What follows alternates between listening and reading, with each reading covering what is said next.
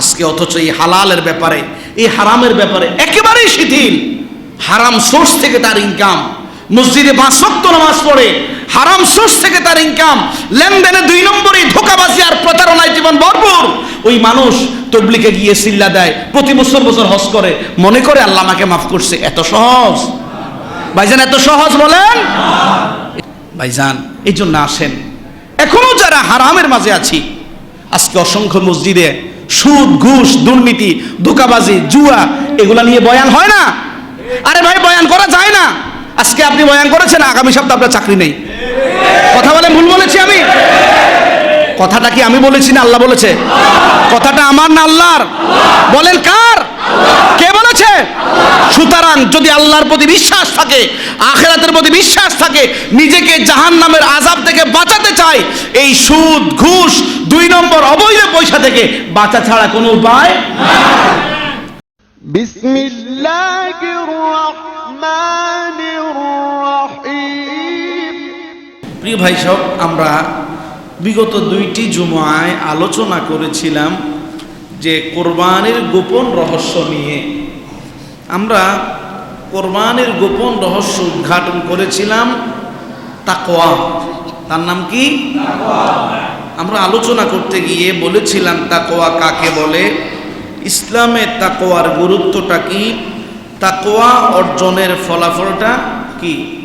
আজকে আমরা সর্বশেষ বিষয় তাকওয়া অর্জনের জন্য কি কি কোয়ালিটি, কি কি গুণাবলী একজন মুমিনের মাঝে থাকা প্রয়োজন।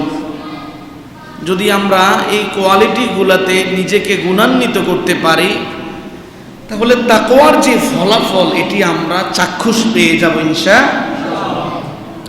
যার কারণে আমরা আজকে কথা বলবো যে ইসলামে কোরআন এবং সুন্নাহর মাঝে মুত্তাকিদের কি কি গুণাবলী আল্লাহ তাআলা উল্লেখ করেছেন, নবী সাল্লাল্লাহু আলাইহি ওয়াসাল্লাম জানিয়েছেন, ওয়ামা তাওফিকি ইল্লা বিল্লাহ। আল্লাহ তাআলা আমাদের বলার মাঝে, আমাদের শোনার মাঝে বারাকা নসিব করুন, সকল বলি আমিন। প্রিয় ভাই সব, তাকওয়ার ব্যাপারে আমরা বলেছি, তাকওয়াটা হলো আল্লাহ তাআলা যা আদেশ করেছেন তা মেনে নেওয়া, আল্লাহ তাআলা যা নিষেধ করেছেন তা থেকে বেঁচে থাকা। এটার নাম কি? এটার নাম কি? তাকওয়ার অনেকগুলা ফলাফল বলেছি। এখন আমরা বলবো তাকওয়ার গুণে গুণান্বিত হওয়ার জন্য কি কি কোয়ালিটি থাকা দরকার। 1 নম্বর কোয়ালিটি হলো, মুত্তাকিদের 1 নম্বর পরিচয় হলো ইন্নাহুম ইউমিনুনা বিল গায়ব। তাকওয়ার গুণে গুণান্বিত ব্যক্তিদের প্রথম কোয়ালিটি হলো তারা অদৃশ্যে বিশ্বাস করে। তারা কিসে বিশ্বাস করে? আমার সাথে ভাই সবাই কথা বলবেন, কথা বলা দ্বারা আপনার দিমাগে জিনিসটা সেট হবে। তাহলে মুত্তাকিদের প্রথম গুণাবলী কি? তারা অদৃশ্যে বিশ্বাস করে। তারা কিসে বিশ্বাস করে? অদৃশ্যে বিশ্বাস করে। আপনারা যারা মুরব্বী শ্রেণীর মানুষ আছেন, আপনারা কম বেশ সকলেই ছোটবেলা মুক্তবে গিয়েছেন, ঠিক না? মুক্তবে বৃহস্পতিবার দিনে মুক্তবের উস্তাজ মস্ত করাতেন, মাসআলা মাসাইল শিখাতেন। সেখানে আপনারা একটা মাসালা শিখেছেন, আমানতু বিল্লাহি ওয়া মালাইকাতিহি ওয়া কুতুবিহি ওয়া রুসুলিহি ওয়াল ইয়াউমিল আখিরি ওয়াল কদরি খাইরিহি ওয়া শাররিহি মিনাল্লাহি তাআলা ওয়াল বা'থি বা'দাল মাউত। মনে পড়েছে আপনাদের? কিন্তু এটার অর্থটা আপনারা বুঝেন না। ওই সময় বলা হয়েছে, আমি ঈমান আনলাম আল্লাহর প্রতি, ফেরেশতাদের প্রতি, কিতাব সমূহের প্রতি, নবী রাসূলদের প্রতি, আখিরাতের প্রতি, তাকদীরের ভালো এবং মন্দের প্রতি এবং পুনরুত্থান দিবসের প্রতি। এখানে মোট 7টা জিনিসের ব্যাপারে কথা বলা হয়েছে। প্রত্যেকটা জিনিস আল ঈমান বিল গায়বের সাথে সংযুক্ত। সুবহানাল্লাহ বলবেন না? আপনি সর্বপ্রথম ধরুন, আমানতু বিল্লাহ, আমি আল্লাহর প্রতি ঈমান আনলাম। আল্লাহকে দেখেছেন? চর্মচক্ষু দিয়ে দেখা সম্ভব? যদি আপনি আল্লাহকে দেখেন, তাহলে তো আপনি গোলাম হওয়ার যোগ্যতা রাখেন। আপনি যদি আপনার মালিককেই সরাসরি দেখার যোগ্যতা রাখেন, তাহলে তো আপনি গোলামের পর্যায়ে পড়েন না। আমার কথা কি বোঝা যায়? গোলাম এবং মালিকের মাঝে একটা ডিফারেন্ট তো থাকবে। গোলাম এবং মালিকের মাঝে একটা ডিফারেন্ট থাকবে না? আপনি যদি আপনার রবকে এখনই দেখেন, তাহলে তো আপনার রবের প্রতি যে বিশ্বস্ততার একটা চ্যালেঞ্জ, এই চ্যালেঞ্জের পরীক্ষা আপনি সম্মুখীন হলেন না। 2 নাম্বার, অমালাইকাতিহি, ফেরেশতা দেখেছেন? সবাই কথা বলেন, কেউ ঘুমাবেন না কিন্তু, সাবধান। চক্ষু বন্ধ করার কোনো কি নাই, সুযোগ। ফেরেশতাদের প্রতি ঈমান, ফেরেশতা দেখেছেন? ওয়া কুতুবিহি, যে কোরআন শরীফ চর্মচক্ষু দিয়ে টাইপিং করা দেখেন, এই কোরআন শরীফ রাসূলের প্রতি নাজিল হয়েছে, বিশ্বাস করেছেন। আপনি কি এই যুগে রাসূলের সময়ের এই নাজিলের দৃশ্য দেখেছেন? কিন্তু আপনি বিশ্বাস করছেন। ওয়াল ইয়াউমিল আখিরি, আখিরাত হবে, এটা সত্য, কিন্তু আখিরাত কি দেখেছেন? ওয়াল কদরি খাইরিহি ওয়া শাররিহি, ভাগ্য তকদির, আগামীকাল কি হবে, 5 বছর পরে কি হবে, 10 বছর পরে কি হবে, কেউ দেখেছেন? এটা অদৃশ্য, আপনি বিশ্বাস করেন। এবং ওয়াল বা'সি বা'দাল মাউত, পুনরুত্থান হবে, সমগ্র মানুষকে কবর থেকে উঠিয়ে কিয়ামতের ময়দানে দাঁড় করানো হবে, দেখেছেন কোনোদিন? অচিরেই দেখবেন। এই সবগুলা জিনিস কিসের সাথে সংযুক্ত?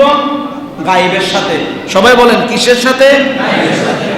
এই জিনিসগুলো আপনি না দেখে বিশ্বাস করেন, আর যে মানুষগুলা এই জিনিসগুলা না দেখে বিশ্বাস করে, এই মানুষটা মুত্তাকির প্রথম গুণে গুণান্বিত হয়ে গেল। এখন বলেন, আপনাদের মাঝে কি এই 7টা বিষয়ে অদৃশ্যে বিশ্বাস পরিপূর্ণ আছে? সবাই বলেন আলহামদুলিল্লাহ। তাহলে আপনারা তাকওয়ার প্রথম গুণে গুণান্বিত হলেন। প্রিয় ভাইয়েরা, পৃথিবীর জমিনের মাঝে এই জাগতিক জীবনে যেই জিনিস মানুষ দেখে বিশ্বাস করে, তার প্রতি যত না মানুষের স্যাটিসফ্যাকশন থাকে, যেই জিনিস মানুষ দেখে না, তার প্রতি মানুষের দৃঢ় বিশ্বাস তার চাইতে বেশি হয়। আল্লাহ হচ্ছেন আমাদের মালিক। দুনিয়ার জাগতিক চর্মচক্ষু দিয়ে আল্লাহকে দেখা সম্ভব নয়। এই দৃষ্টান্ত সামনে উপস্থাপন করা হবে, কিন্তু বিষয়টা হলো, আপনি যদি মুত্তাকি হতে চান, আপনাকে সর্বপ্রথম গায়েবের প্রতি বিশ্বাস করা লাগবে। জীবনে কোনোদিন চর্মচক্ষু দিয়ে দুনিয়ার হায়াতের মাঝে থেকে আপনি আল্লাহকে দেখতে পারবেন না। দুনিয়ার চর্মচক্ষু দিয়ে আকাশ থেকে কিতাব নাজিল হওয়ার দৃশ্য আপনি দেখতে পারবেন না। দুনিয়ার চর্মচক্ষু দিয়ে আর আবার নতুন করে আপনার কাছে কোনো নবী এবং রাসূল আসবে না। দুনিয়ার চর্মচক্ষু দিয়ে আখিরাতের বিশ্বাস আপনি গ্রহণ করেছেন, কিন্তু আখিরাত দেখতে কেমন, চলন কেমন, বিচার ব্যবস্থা কেমন হবে আপনি দেখেন না, কিন্তু বিশ্বাস করেন। এবং কিয়ামতের ময়দানে আপনি পুনরুত্থিত হবেন। আপনার কপালে তকদিরে ভালো মন্দ আল্লাহ রেখে রেখেছেন। সব জিনিস আপনার অজানা, একমাত্র জানে কে? আল্লাহ। এই জিনিসের প্রতি যদি আপনার দৃঢ় বিশ্বাস থাকে, আপনি মুত্তাকির প্রথম কোয়ালিটির অন্তর্ভুক্ত হয়ে গেলেন। দলিলটা কোথায়? আল্লাহ তাআলা কোরআনুল কারীমের একবারের সূচনাতেই বলেছেন, আলিফ লাম মিম যালিকাল কিতাবু লা রাইবা ফীহি হুদাল লিল মুত্তাকিন আল্লাযীনা ইউমিনুনা বিল গায়বি ওয়া ইউকিমুনাস সালাহ ওয়া মিম্মা রাযাকনাহুম ইউনফিকুন والذين يؤمنون بما أنزل إليك وما أنزل من قبلك وبالآخرة هم يوقنون الله تعالى বলছেন আলিফ লাম মিম। এই আলিফ লাম মিম বলা হয় আল হুরুফুল মুকাত্তাআত। কোরআনুল কারীমের কিছু সিম্পটম শব্দ আছে, যে শব্দগুলোর খবর আল্লাহ ছাড়া আর কেউ কোনোদিন জানে না। আল্লাহ বলছেন যালিকাল কিতাবু লা রাইবা ফী, যেই কিতাব চর্মচক্ষু দিয়ে তোমাদের সামনে উপস্থাপিত হয়েছে, কোরআনুল কারীম, এই কিতাবটা শুধুমাত্রই মুত্তাকিদের জন্য হেদায়াত। আল্লাহ বলছেন এবার মুত্তাকি কারা? যারা অদৃশ্যের প্রতি বিশ্বাস স্থাপন করে, নিজেও যায় নামাজে দাঁড়ায়, নামাজ প্রতিষ্ঠার আন্দোলনেও শামিল হয়ে যায়। আমি আল্লাহ তাআলা তাদেরকে যে রিজিক দিয়েছি, ওই রিজিক নিজেও ভক্ষণ করে, অসংখ্য দরিদ্র মানুষের মাঝেও বিলিয়ে দেয়। আমি আল্লাহ তাআলা তাদের প্রতি যেই কিতাব নাজিল করেছি, পূর্ববর্তী নবী এবং রাসূলদের প্রতি অসংখ্য কিতাব সহিফা নাজিল হয়েছে।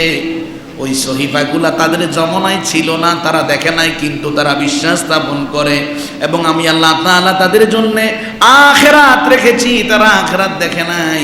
না দেখার পরেও যারা বিশ্বাস করে, আমি আল্লাহর কাছে তাদের পরিচয় মুত্তাকি। ওই মুত্তাকিদের জন্য এই কোরআনুল কারীমকে আমি হেদায়াত বানিয়েছি।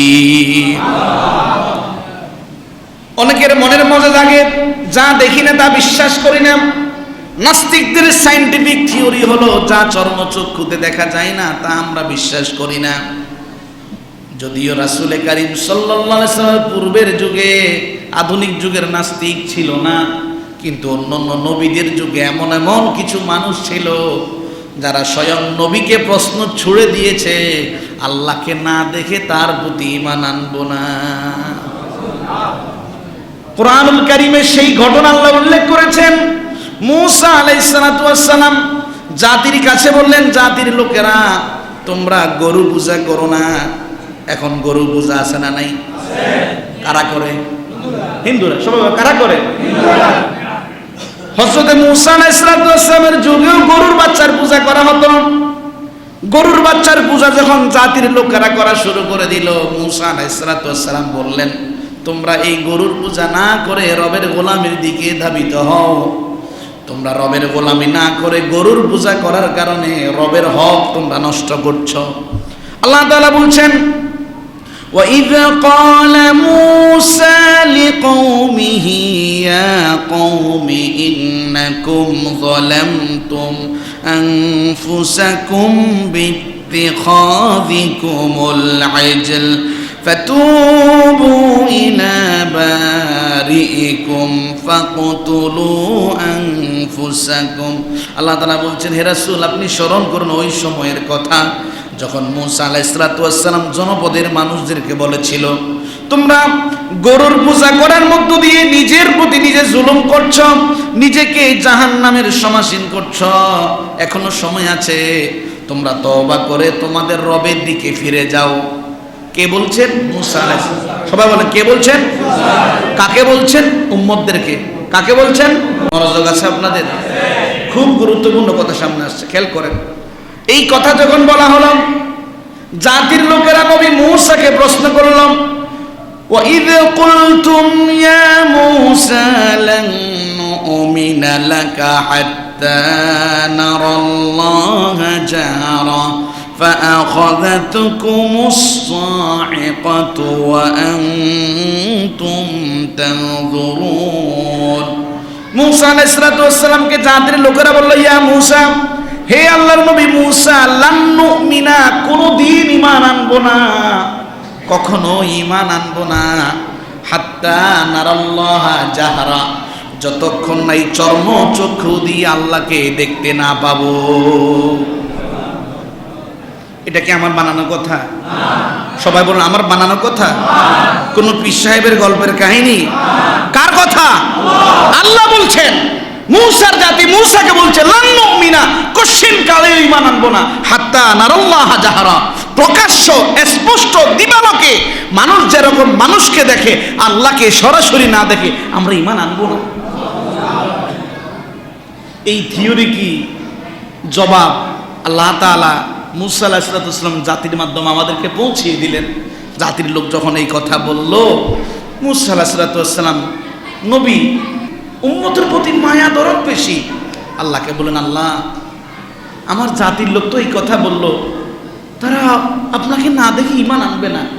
আল্লাহ, আপনি একটু আমার জাতিকে দেখার সুযোগ করে দেন না। দেখার কি করে দেন?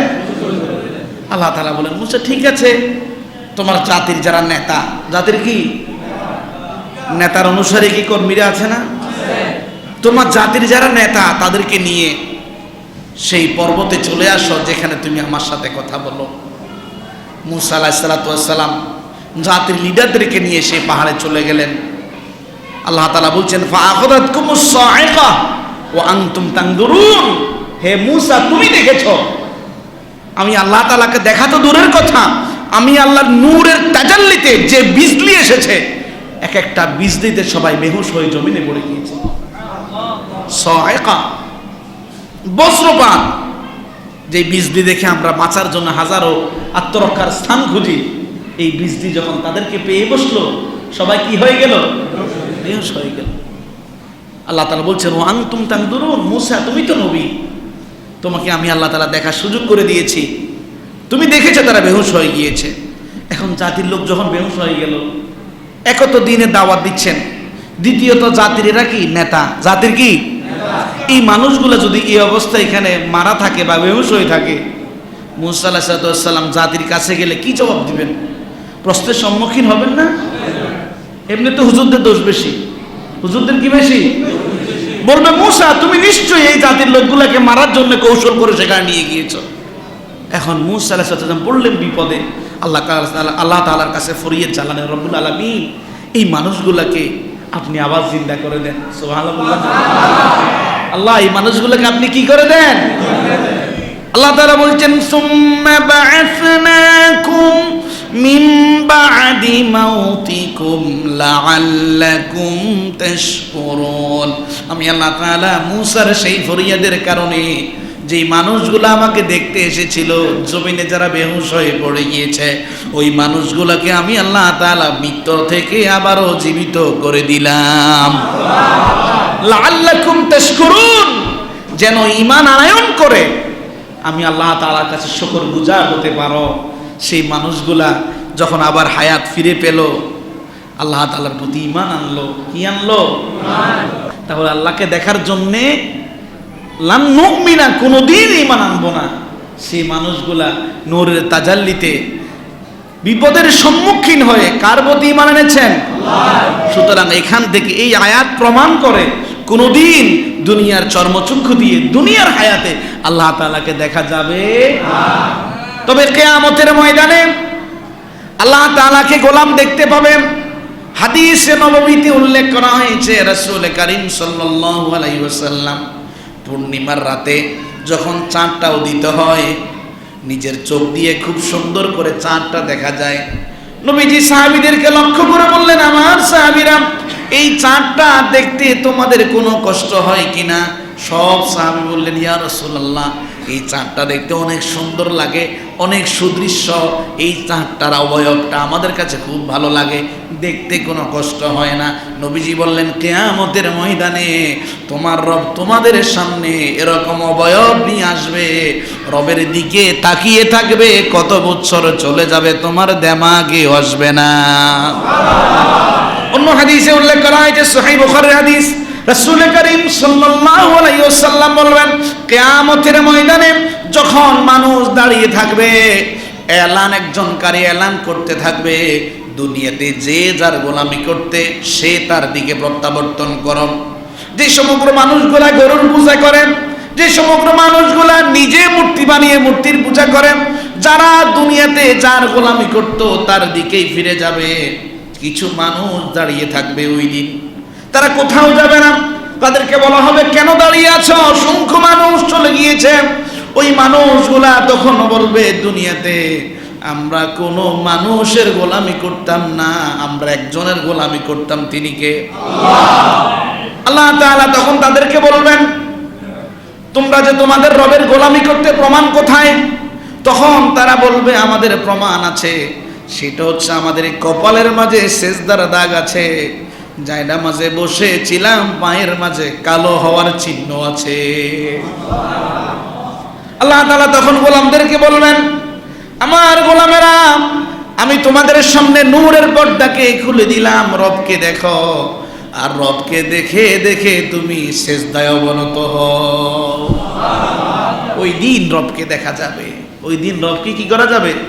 তাহলে মুমিনের মুত্তাকি হওয়ার প্রথম গুণাবলী হলো, মুমিন মুত্তাকি তখন হবে যখন সে অদৃশ্যে বিশ্বাস করবে।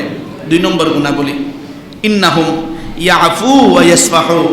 মুত্তাকির 2 নম্বর কোয়ালিটি হলো, মুত্তাকি অন্যকে ক্ষমা করে। অন্যকে কি করে? সবাই বলেন, অন্যকে কি করে? মুত্তাকি হাজারো অপরাধ করেছে, হাজারো কষ্ট দিয়েছে, কিন্তু মুত্তাকি মাফ করে দেয়। সূরাতুল ইয়াসিন প্রতিদিন ফজরের পরে আমরা প্রত্যেকে তেলাওয়াত করি। যদি আমি কাউকে জিজ্ঞেস করি, ভাই বলতে পারবেন কেন সূরা ইয়াসিন নাজিল হলো? কেউ পারবে না। সূরা ইয়াসিন নাজিলের কারণ কি? তাফসীরের মাঝে উল্লেখ করা হয়েছে, নবী করিম সাল্লাল্লাহু আলাইহি ওয়াসাল্লাম একদিন সূরাতুস সেজদা উচ্চ স্বরে তেলাওয়াত করছিলেন নবুয়তের জবানে। মক্কার কিছু শৃঙ্খল যুবক নবীজির তেলাওয়াতের প্রতি হিংসাত্মক হয়ে নবীকে আক্রমণ করবে, আঘাত করবে, জর্জরিত করবে, নবীজিকে আক্রমণ করে পৃথিবী থেকে বিদায় করে দেবে। নবীজির দিকে আগিয়ে আসলো।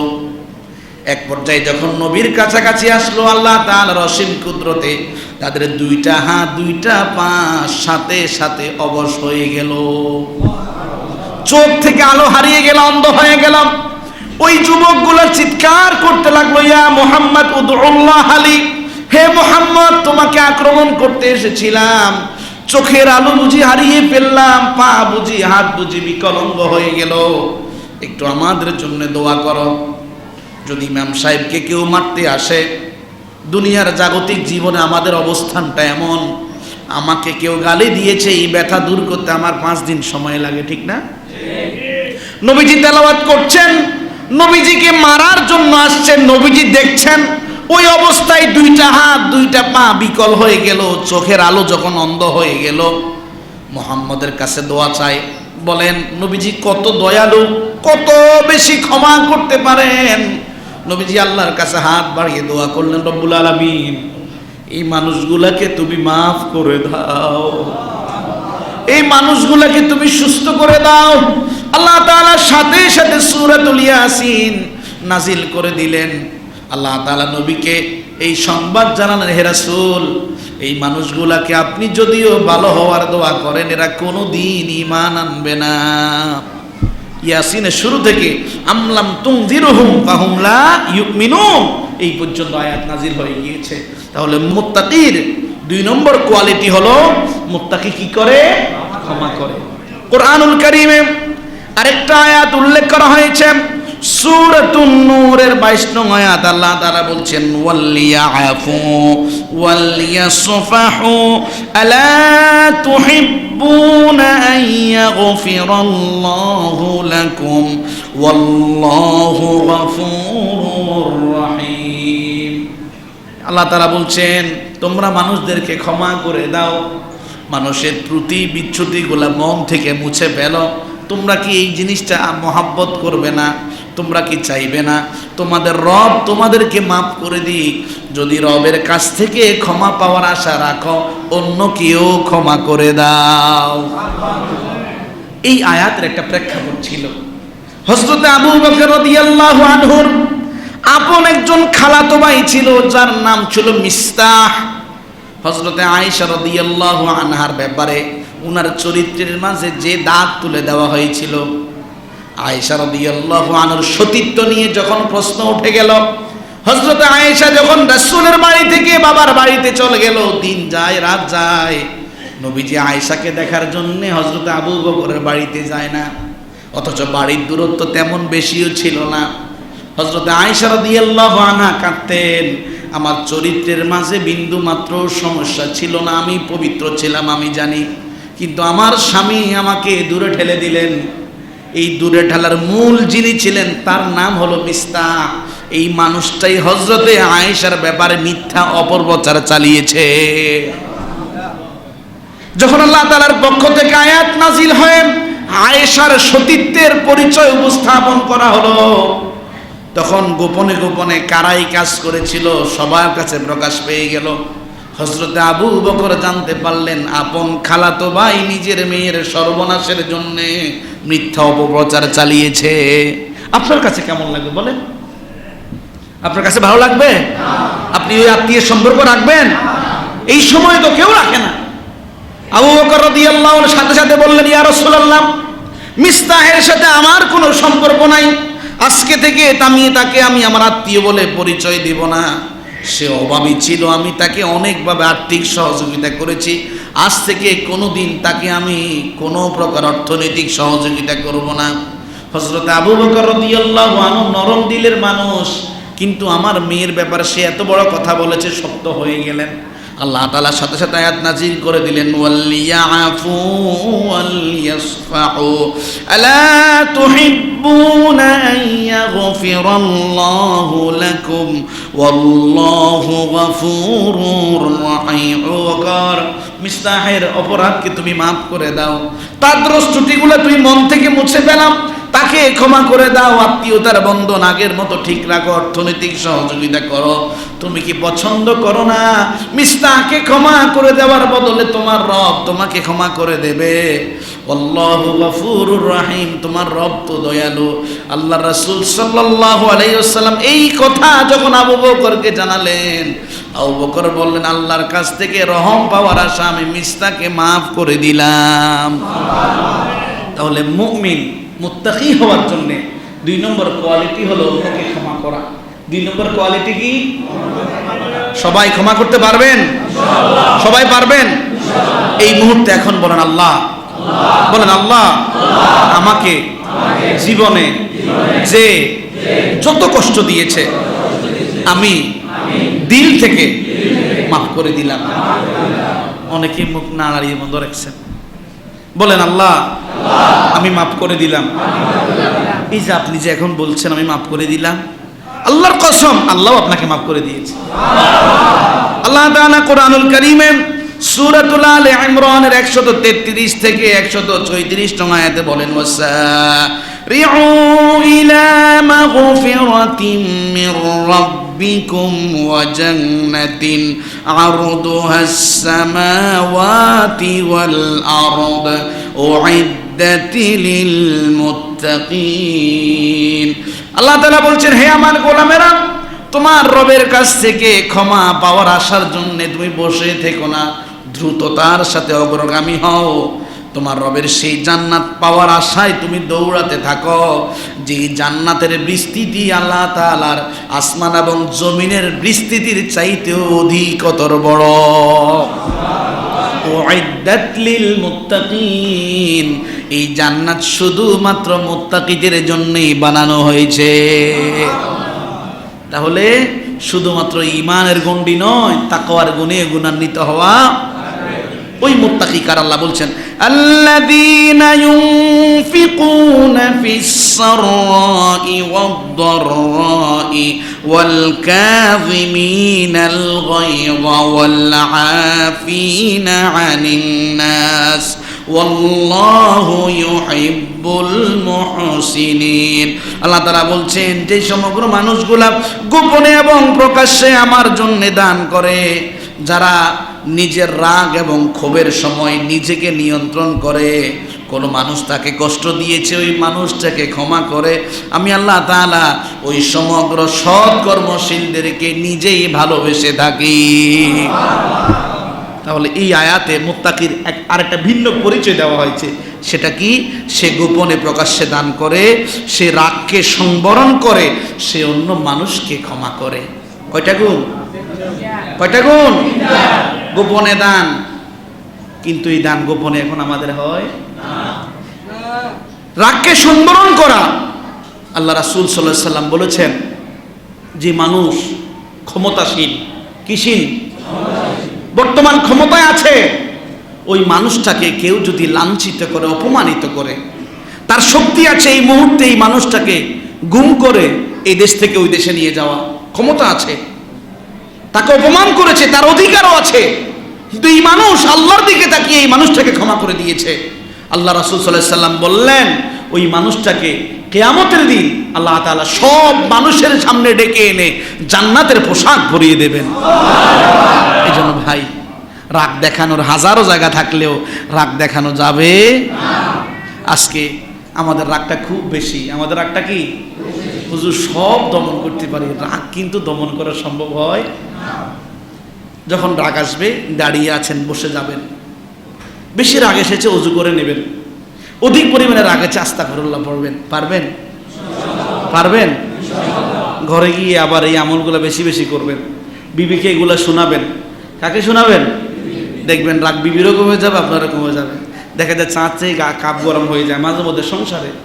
আমাকে কিছুদিন আগে একজন মুসল্লি ফোন দিয়েছেন, হুজুর আমি আপনার একজন মুসল্লি। কি জন্য ফোন দিলেন? হুজুর আমার একটা তালাকের মাসালা জানার দরকার ছিল। কেন, কার ব্যাপারে?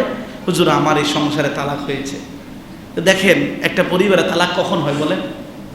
কখন হয়? রাগের কারণে। গুড, সুন্দর উত্তর দিয়েছেন। কখন হয়? এই জন্য ভাই রাগটা হেফাজত করেন। আল্লাহ তাআলা আমাদেরকে মুত্তাকির 2 নম্বর গুণাবলী রাগ সংবরণের তৌফিক দিন, সকলে বলি আমিন। মুত্তাকির 3 নম্বর গুণাবলী হলো ইন্নাহুম গায়রুল মাসুম মিনাল খাতায়া। মুত্তাকি গুনাহ থেকে মুক্ত নয়, মুত্তাকি গুনাহ থেকে, তবে গুনাহ হওয়ার সাথে সাথে মুত্তাকি আল্লাহ তাআলার কাছে ক্ষমা চেয়ে নেয়।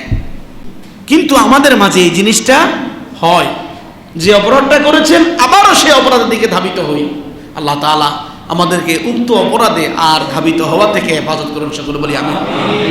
মুত্তাকি সেই মানুষ, যে মানুষটা অপরাধ করলে যখন আল্লাহর কথা স্মরণ করে তার হৃদয়ের মাঝে আল্লাহ তাআলা ঈমানের চক্ষু উন্মোচিত করে দেন।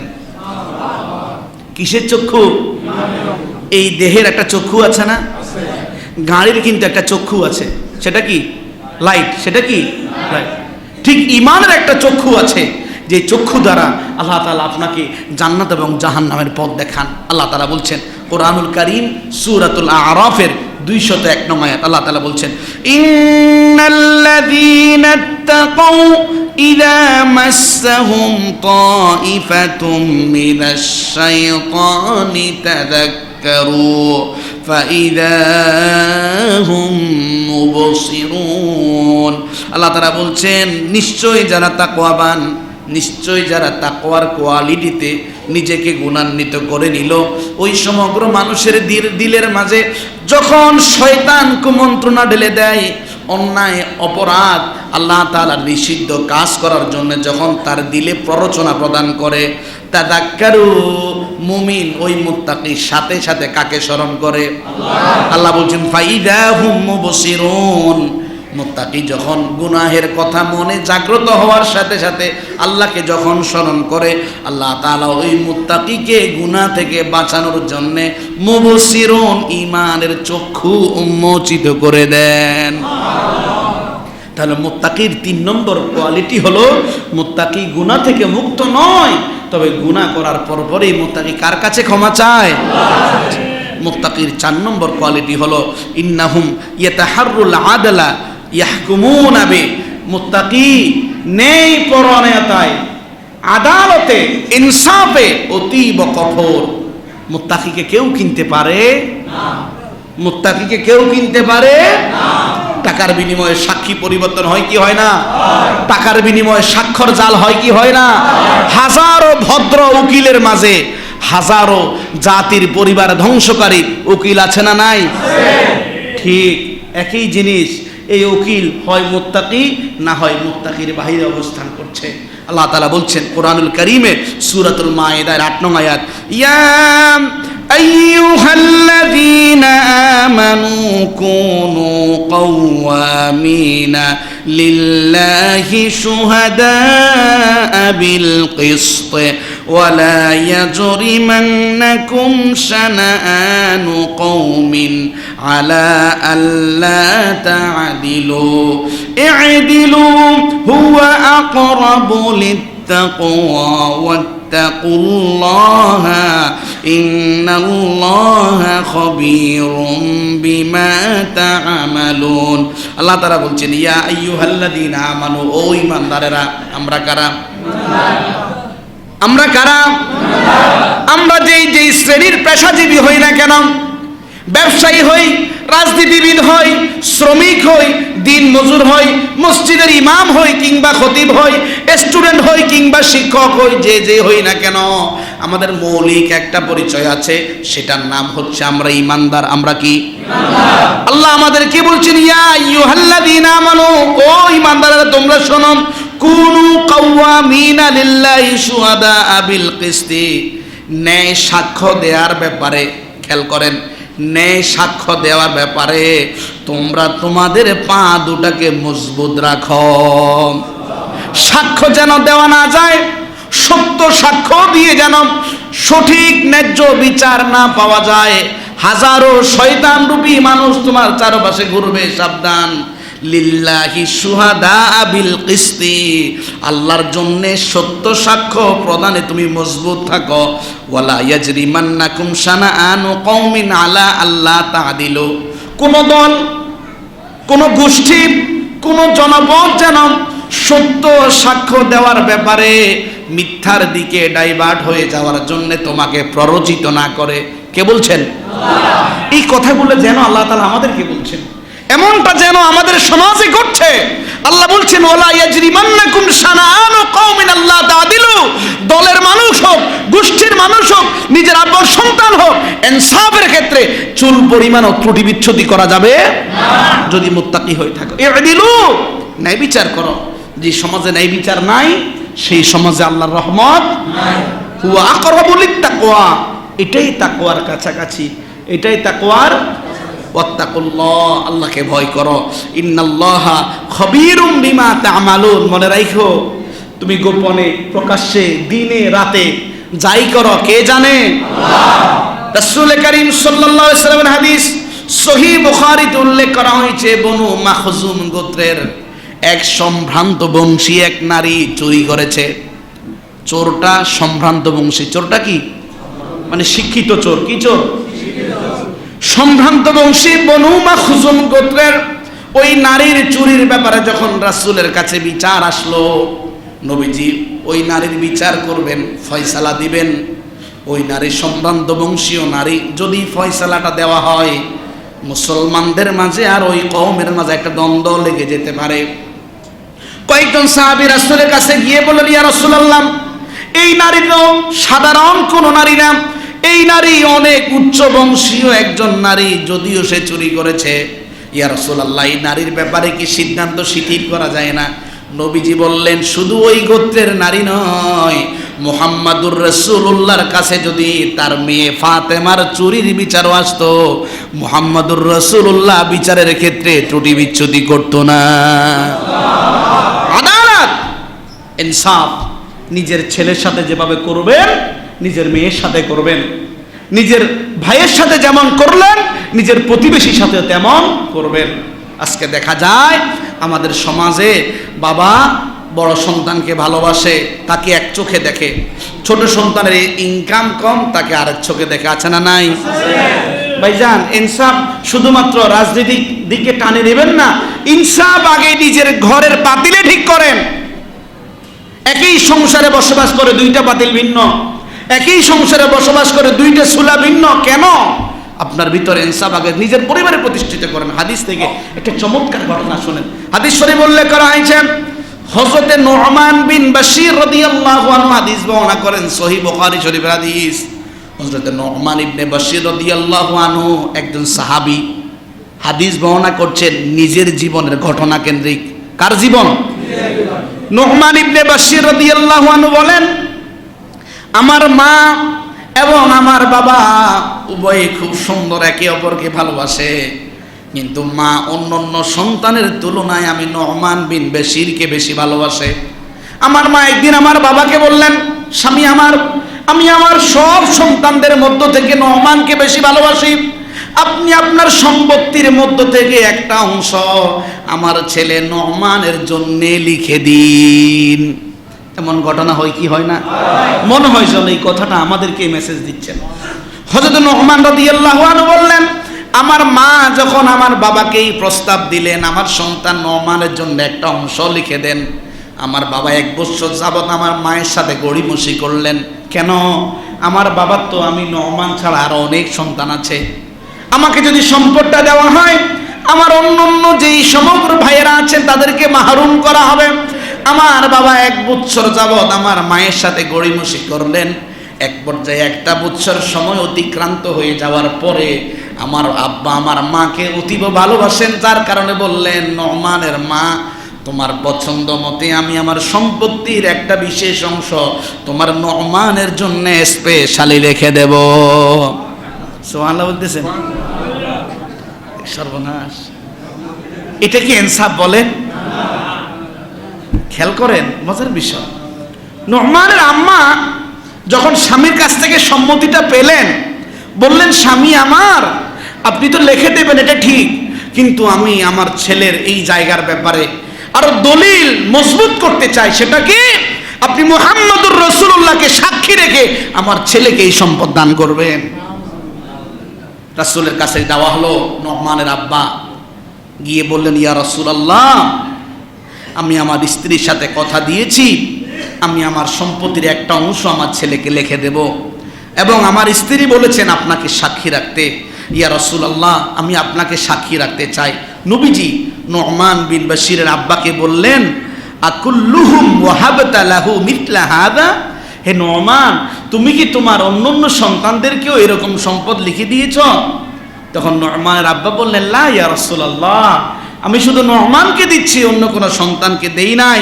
নবীজি বললেন, ফালা তুশহিদিনি ইদা, তাহলে এই ব্যাপারে আমাকে সাক্ষী রাখতে পারবে?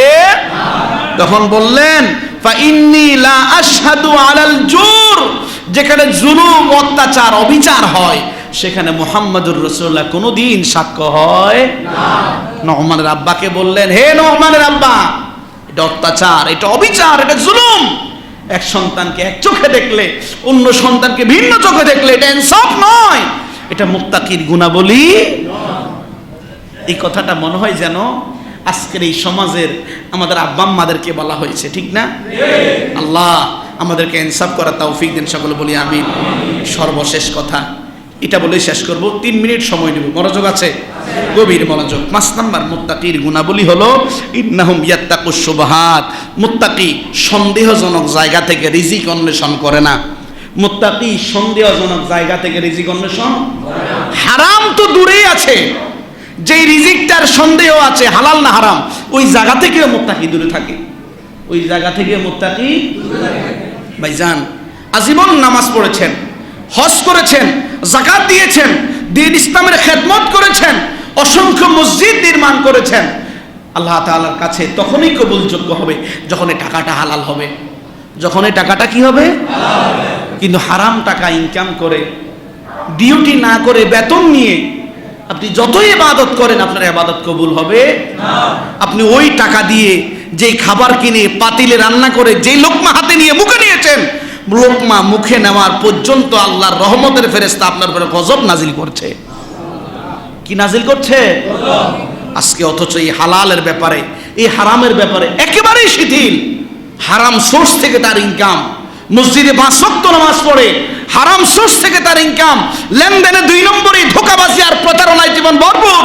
ওই মানুষ তবলিগে গিয়ে সিল্লা দেয়, প্রতি বছর হজ করে, মনে করে আল্লাহ আমাকে মাফ করছে। এত সহজ ভাইজান? এত সহজ বলেন? এই জন্য ইনকাম হারাম করেন। একটা হাদিস বলে শেষ করছি। রাসূল কারীম সাল্লাল্লাহু আলাইহি ওয়াসাল্লাম বলেন, মান আকালা হালালান কামা আলা রাসিহি মালাকুন ইস্তাগফিরু লাহু হাত্তা ইয়াফরুগা মিন আকালি। কোন মানুষ, খেয়াল করেন, কোন মনোযোগ আছে? কোন মানুষ হালাল টাকায়, কি টাকায়?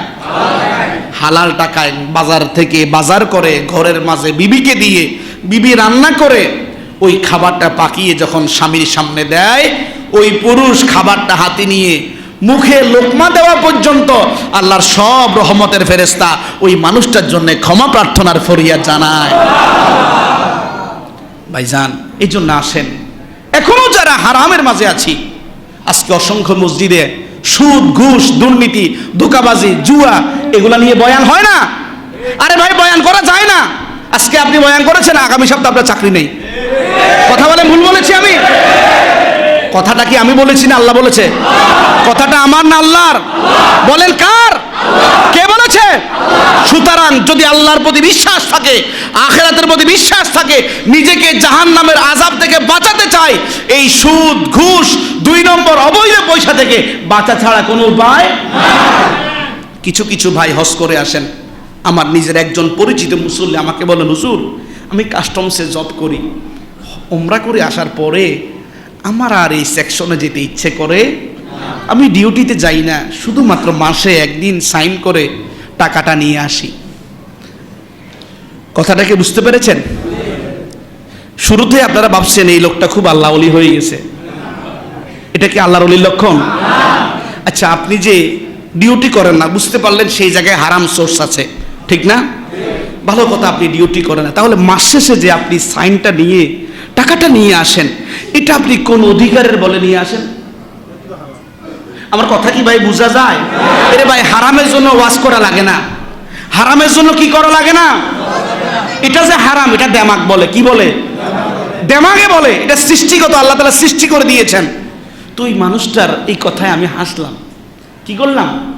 হাসা ছাড়া তো আমার উপায় নাই। আপনি ডিউটি করেন না, ভালো কথা, হারাম সোর্স, হজ করে এসেছেন, উমরা করেছেন, আপনার দিলে আল্লাহ ভয় দিয়েছে।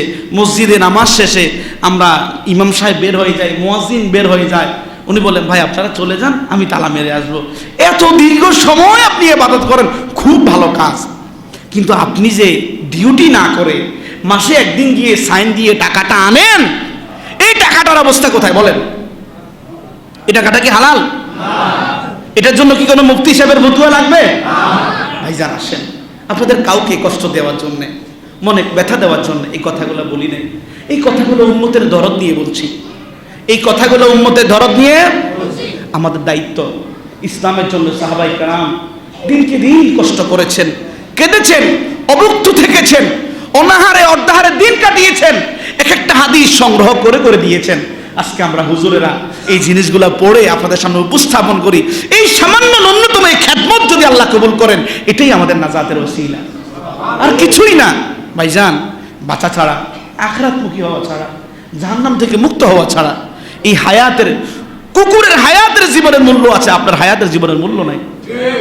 আপনাকে জবাব দিতে হবে, জবাবদিহিতামূলক জীবন গড়তে হবে। আল্লাহ তাআলা আমরা এতক্ষণ পর্যন্ত যে কথাগুলো বলেছি, আল্লাহ আমাদের সকলকে আমলে তৌফিক দেন, সকলে বলি আমিন। আল্লাহ আমাদেরকে হালাল জীবন গড়ার তৌফিক দেন, সকলে বলি আমিন। আল্লাহ আমাদেরকে তাকওয়ার গুণে গুণান্বিত হওয়ার তৌফিক দেন, সকলে বলি আমিন। আল্লাহ আমরা এই মজলিসে যেভাবে বসেছি, আল্লাহ আমাদেরকে জান্নাতেও এরকম মজমায় বসার তৌফিক দেন। ওয়া আখিরু দাওয়ানা আনিল হামদুলিল্লাহি রাব্বিল আলামিন। আমরা যারা সুন্নাহ